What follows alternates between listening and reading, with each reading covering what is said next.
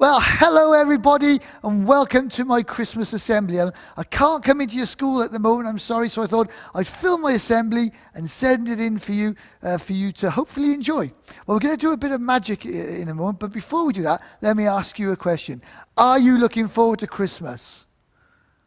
Yeah, I don't know if you shouted back or not then, but I know in our house it's going to get very excitable. We're now into December, and I know it's going to get very, very excitable. Lots of things are going to happen, and I know on Christmas Eve night when we all go to bed, I'll have been in bed for what will feel like 10 minutes, and I'll hear a little voice saying, "Has he been? Has he been?" And I'll turn over to my wife and say, "No, go back to bed. Okay, go back to sleep. Don't get too excited." She does. She gets very excited at this time of year. But nevertheless, everybody does. But it's great to be excited, but actually, we got to remember where Christmas comes from. Now, what I'm going to do is a magic trick today, okay? I don't know what you're doing in school with regards to your Christmas festivities, but I do remember when I was your age and we would be in primary school, we always used to make Christmas chains, okay, out of paper strips. And we used to hang them across the window or across the door, around the room, or everybody in the classes used to get together. You used to get these coloured strips and we used to make like chains of them.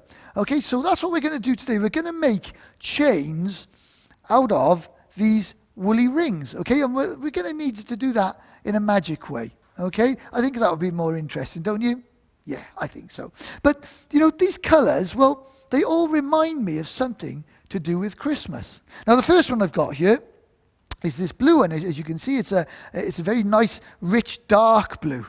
And that reminds me of the sky on Christmas night. Now, in our country, of course, quite often the sky just goes from grey to black. But back in those days, in Jesus' country, with no light pollution or anything like that, the sky would probably have been a really crisp, dark blue.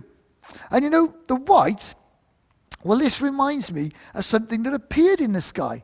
Now, you might be thinking stars, and there is certainly an emphasis on a star in Christmas, but actually, what I was thinking was, it reminds me of the angels. You see, if you remember the Christmas story, a host of angels, hundreds possibly, maybe thousands of them, filled the skies and told the shepherds that actually they needed to go and find the baby Jesus and worship him, because what God had said was going to come true had come true. The Messiah who was come to save the world had actually arrived. So that's the white. It reminds me of the angels. And then I have this green one. Now the green one is a slightly tricky one, I think. What would you have? I'm assuming most of you are going to put up in your house this Christmas, like you do most years, something green. Something that might take up half the living room, perhaps. Okay? You probably guessed it already. It's a Christmas tree. And you might think, how does that fit into the Christmas story of Jesus? Well, okay, I'm taking a little bit far here, but actually, when I look at the Christmas tree from a distance and I stand back, it's a bit like an arrow, isn't it? You've got the stump at the bottom, then it goes out, and then it goes up like a big point. And that arrow that the tree makes points up to heaven. Because the Bible tells me that actually Jesus came down from heaven to be with us and to be born amongst us at Christmas. So that tree actually reminds me that heaven is where Jesus came from. Okay? And then we got this yellow one. Now this yellow one, it's a very bright yellow. I almost need dark glasses just to look at it. Okay? It's very bright, and it's almost a bit like gold.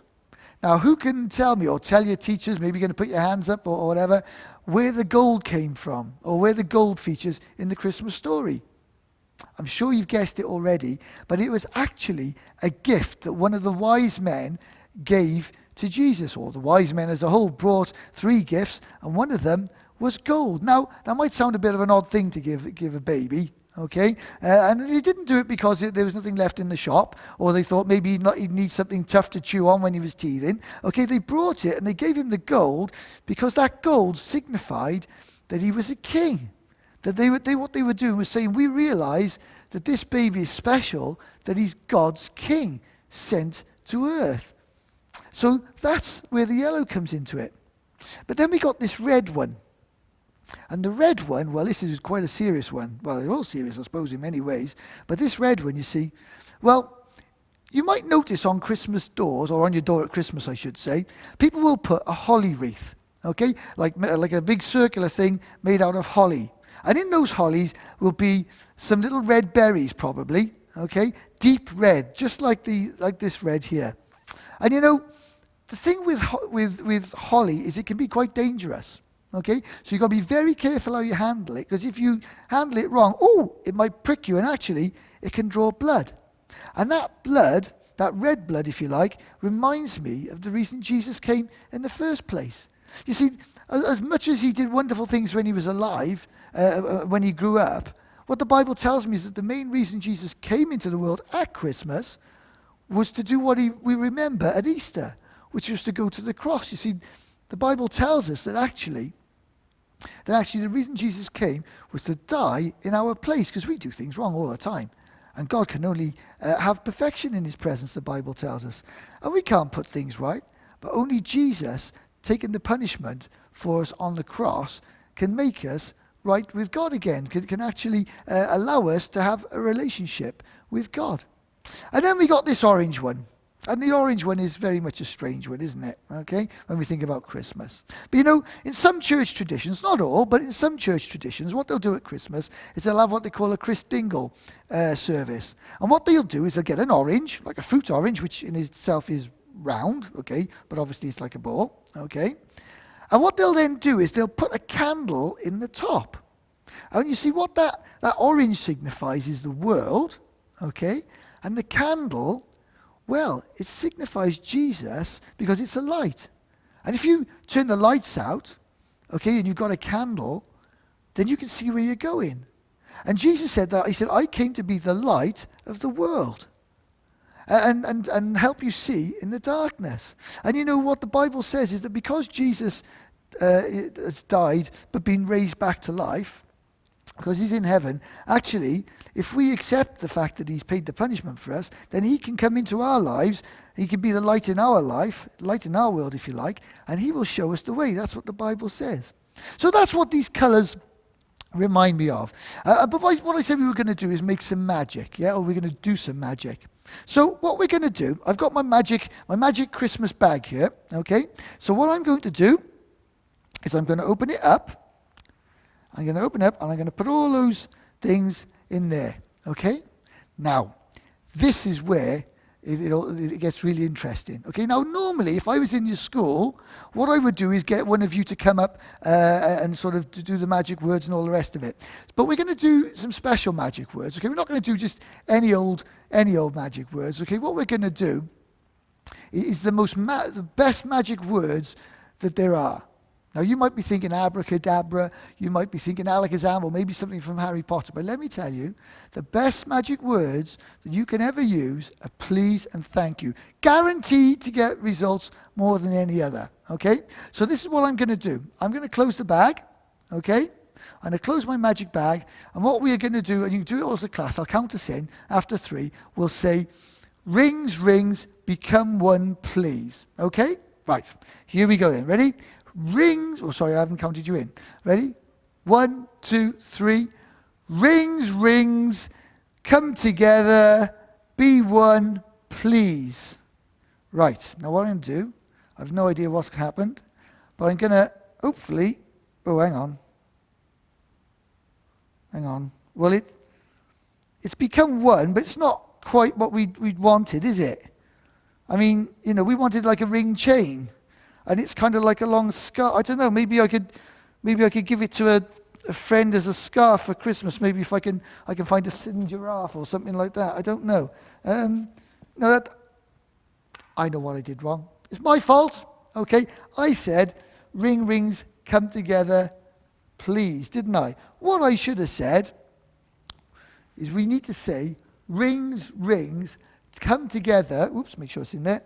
Be a magic chain, please, okay? Or rather, be a Christmas chain, please. So we'll say, rings, rings, come together, be a Christmas chain, please, okay? Ready? 1, 2, 3. Rings, rings, come together, be a Christmas chain, please. Right, and we'll open the magic bag and hope, something's happened anyway. Oh, look at that. Look at that. There we go. They're all there. We've got our chain.